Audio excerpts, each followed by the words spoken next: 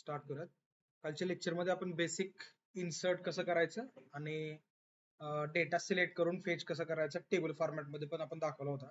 काल आपण एक होम पेज बनवलं होतं. त्या होम पेज मध्ये आपण बेसिक नेव्हिगेशन बार आणि त्याच्यावरती आपण फॉर्म दाखवला होता. हा फॉर्म, त्या फॉर्मवरून आपण व्हॅल्यूज ऍड करत होतो. त्याच्यानंतर या शो डेटा फॉर्मवरून आपण व्हॅल्यूज त्या टेबल फॉर्मॅटमध्ये दाखवतो. आता या टेबल फॉर्मॅटमध्ये ज्या व्हॅल्यूज आपण दाखवल्यात, आता एकदा आपण रन करून घेऊया व्याम सर्व्हर. आणि मी इथे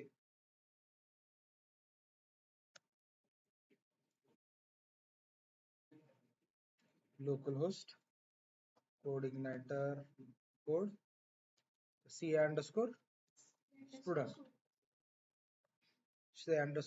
शो डेटा ह्याच्यामध्ये आपल्याला डेटा दिसत होता. बरोबर.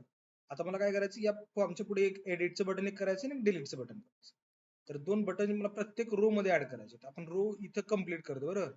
इथे रो कम्प्लीट करण्याआधी मी इथे एक अँकर टॅग क्रिएट करतो.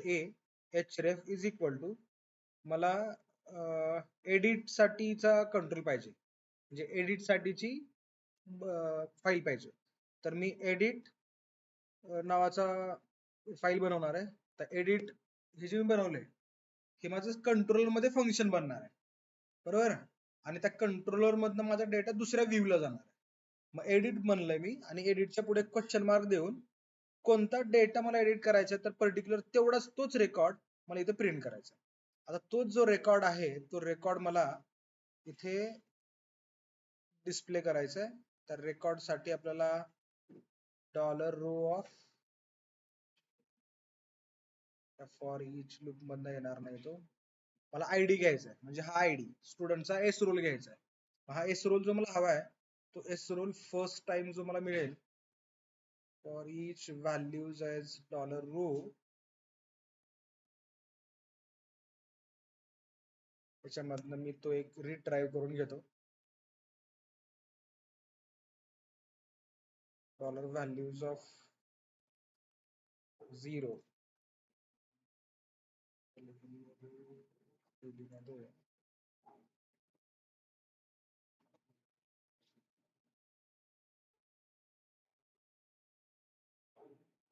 व्हॅल्यूज ऑफ 0 करूयात आता. $values of 0. आता व्हॅल्यूज ऑफ 0 म्हणजे माझा हा आयडी आहे. तो आयडी मला मिळणार आहे. $values of 0 आयडी मिळेल, जो इथे आपल्याला HTML मध्ये आपण प्रिंट केलाय. Edit ahref edit question mark, इथे पुढे एडिटचं मी हे लिंक क्रिएट करतो. आणि ते class is equal to btn आपण असं क्रिएट करूयात. btn primary, btn hyphen primary. ठीक आहे. जर आपल्याला ते बटन दिसेल. आता मी फक्त हे एवढं करतो आधी. हा एडिट नंतर इथं आपण अँकर टॅग क्लोज करू. स्लॅश अँकर टॅग क्लोज केली. हे एडिटचं झालं. आता सेम हेच आपल्याला डिलीटचं पण पाहिजे बटन. इथेच याच त्याच्या पुढे डिलीट साठी पण करतो.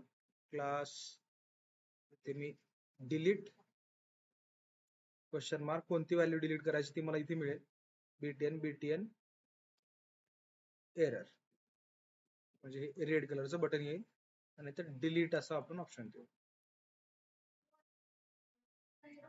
एरर असतं, वॉर्निंगला येलो कलर असतो है ना. डेंजर असतं का? हा बघूयात आपण. प्रायमरी आणि डिलीट साठी एरर असतं, डेंजर असतं होतं, डेंजरच असतं. डेंजर बघूयात आपण काय आहे. फाईल मी इथं सेव्ह केली. cannot use object of type standard class as an array. Values हा इथं असा यूज करता येणार नाही आपल्याला. ठीक आहे. इथे आपल्याला काहीतरी वेगळं $रोच यूज करावं लागेल. पण $रो ची पहिली व्हॅल्यू आपल्याला लागणार आहे. इथे बटन्स तर सगळे दिसतात आपल्याला. आता हे बटन आपल्याला या TD मध्ये पाहिजे का वेगळा, म्हणून मी इथं TD ओपन करतो. या TD मध्ये हे दोन्ही बटन आले. एकाच TD मध्ये मी दोन्ही बटन टाकतो. आणि इथं आम्ही हा /TD क्लोज करतो. फाईल सेव्ह केली. एक एडिटचं आणि एक डिलीटचं बटन. पण आता मी जेव्हा एडिट म्हणतोय ना इथं, तर एडिट आणि क्वेश्चन मार्क दिसतोय मला पुढे, पण त्या क्वेश्चन मार्कच्या पुढे व्हॅल्यू नाहीये. पण ती व्हॅल्यू आपल्याला जर हवी असेल तर ती व्हॅल्यू मला आधी ती कॅप्चर करायला पाहिजे.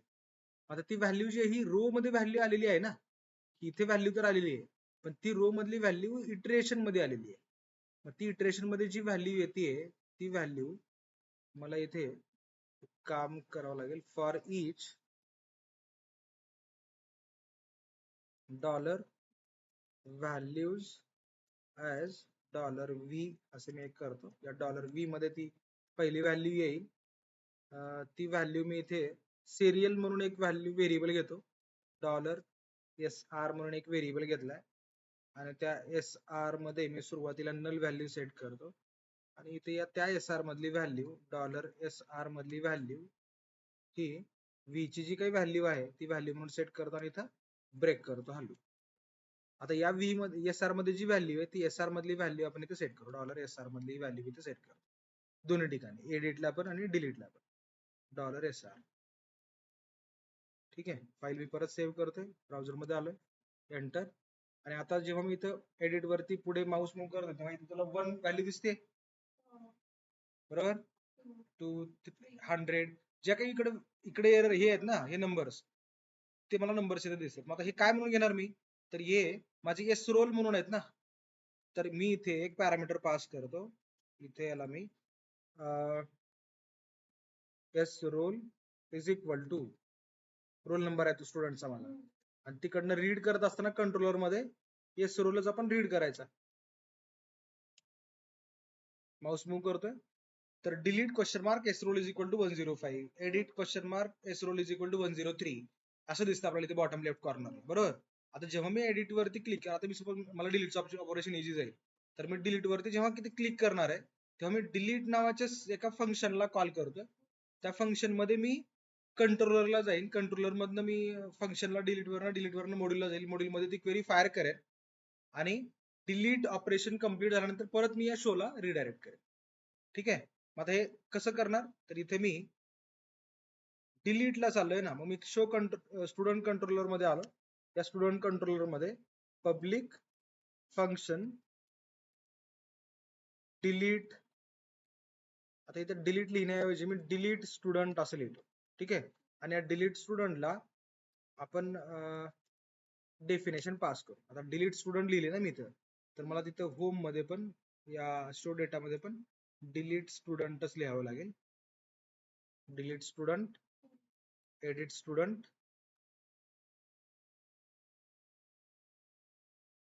या दोन आपण फंक्शन बनवतो. या डिलीट स्टुडंट मध्ये युजरने एंटर केलेला आधी रोल नंबर आपण इथे घेऊयात. एस रोल घेतला, तो एस रोल कशामध्ये येणार आहे, $this वरनं इनपुट वरून गेट मधनं डेटा येतं गेट, आणि आपण पॅरामीटर नेम काय टाकले, एस रोल हेच नेम टाकले बरोबर. व्हॅल्यू आली. आता ही जी काही व्हॅल्यू मिळाली मला, ही व्हॅल्यू मला पास करायची मॉडेलला, मॉडेलमध्ये डिलीटची क्वेरी फायर करायची आणि इथं रिटर्न करणार.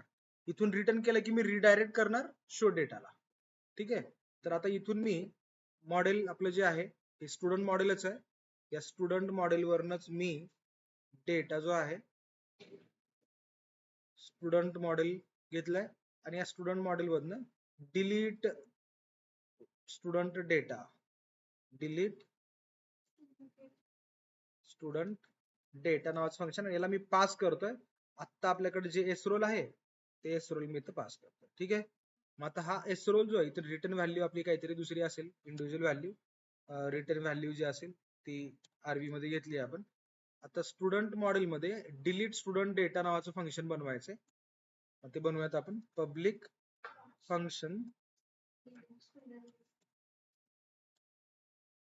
डिलीट स्टुडंट डेटा, आणि डिलीट स्टुडंट डेटाला आपण रोल नंबर तिकडनं पास केलाय, जो पास केला तुम्ही ते कॅप्चर केला.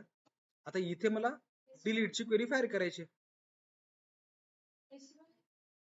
तिकडनं एस रोल म्हणून पास केलाय, इथे मी एस रोलच घ्यायला पाहिजे असं काही नाही. त्या एस रोल मधला डेटा माझ्या एसआर मध्ये येईल आणि इथे मी डिलीट फ्रॉम ची student, delete from, delete star किंवा डिलीट नुसतं फ्रॉम केलं तरी, delete from student where S roll is equal to question mark आणि इथे मी या क्वेश्चन मार्कच्या ठिकाणी SR ची व्हॅल्यू पास करतो. आलं लक्षात? SR ची जी व्हॅल्यू आली व्हॅल्यू मी इथे पास करतो, ती व्हॅल्यू माझी या क्वेश्चन मार्कच्या ठिकाणी सेट होईल आणि इथं ती रिझल्ट म्हणजे मला इथे ही क्वेरी फायर होईल आणि इथनं मला जो काही रिझल्ट मिळणार आहे त्या आर वरनं मला इथे रिटर्न करायची गरज, मी रिटर्न इफ मधनं करतो. इफ $r म्हणजे व्हॅल्यू रिटर्न झाले का, म्हणजे डिलीट झाले का नाही, झाले असेल तर मी रिटर्न करतोय रिटर्न 1, एल्स रिटर्न 0, रिटर्न 0. ठीक आहे. आता जर इथनं रिटर्न 1 झालं तर ते रिटर्न 1 या कंट्रोलर मध्ये होईल, या रिटर्न व्हॅल्यू मध्ये येईल. इथं me if $rv is equal 1 असेल तर डेटा आपला डिलीट झालाय, बरोबर. आणि मी इथे मला शो डेटा व्ह्यू शो करायचा, मग इथे मी $this वरनं लोड वरून मला व्ह्यू करायचं, व्ह्यू शो डेटा साठी कुठला आपला शो डेटा हाच व्ह्यू आहे, बरोबर. आणि जरी नाही झाला तरी मला तोच व्ह्यू शो करायचा, डिलीट झाला तरी किंवा डिलीट नाही झाला तरी मला शो डेटालाच जम्प करायचं. बघूयात आपण. मी एकदा रिफ्रेश करतो परत. आता मी हा जो सरिताचा रेकॉर्ड होता त्याच्यावरती मी क्लिक करतो. Records undefined variable line number 59.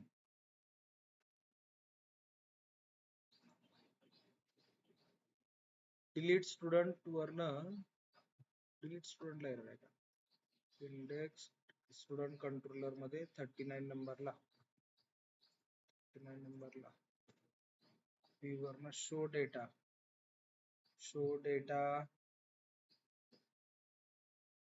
View मध्ये शो डेटा आहे. this role if rv is equal 1, delete student data, show data.php undefined variable records कुठे लिहिले आपण इथं, ही फाईल आपण सेव्ह केली नाही का,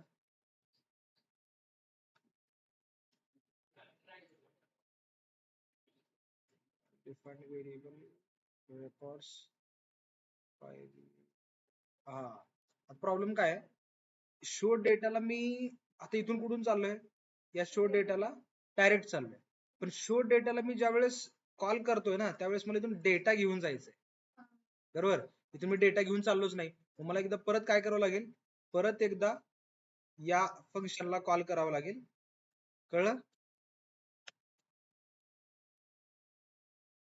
कळलं का मी काय करतोय, शो डेटाला ज्या वेळेस मी जाणार आहे त्या वेळेस मला डेटा घेऊनच जावं लागणार. मग डेटा येणार कुठून, तर सिलेक्ट स्टार फ्रॉमच्या क्वेरी मधनं येणार, बरोबर का. सिलेक्ट स्टार फ्रॉमची जी क्वेरी आहे ती क्वेरी कशामध्ये फायर केली आपण, गेट डेटा मध्ये फायर केली. मग मी या कंट्रोलर मधनं परत या मॉडेलला चाललं गेट डेटाला, मी या गेट डेटाला परत आलो, त्या गेट डेटामध्ये सिलेक्ट स्टारची क्वेरी फायर होईल, रिझल्ट मिळेल आणि तो रिझल्ट घेऊन मी परत शो डेटाला जातो. आलं लक्षात. मी हेच परत इथं पण करायला पाहिजे, मला दोन्ही केस मध्ये मला तिकडेच जायचंय. फाईल सेव्ह केली आपण, ब्राउझर मध्ये आलो, रिफ्रेश. सरिताचा रेकॉर्ड डिलीट झाला. आता मी सपोज मला हा रामचा रेकॉर्ड डिलीट करायचा आहे, डिलीट झाला. सुरेशचा डिलीट केला, जो हवाय तो आपण डिलीट करू शकतो. डिलीट ऑपरेशन आपलं कम्प्लीट झालंय, कळलंय. म्हणजे इथं आपण बटन क्रिएट केलंय, बटनच्या क्लिक वरती आपण डिलीटला आधी कंट्रोलरला गेलो, कंट्रोलर मधनं मॉडेलला गेलो, मॉडेल मधनं रिट्राईव्ह केला रेकॉर्ड, गेट डेटाला कॉल केला, तिथनं मी परत शो डेटाला डेटा शो पण केला.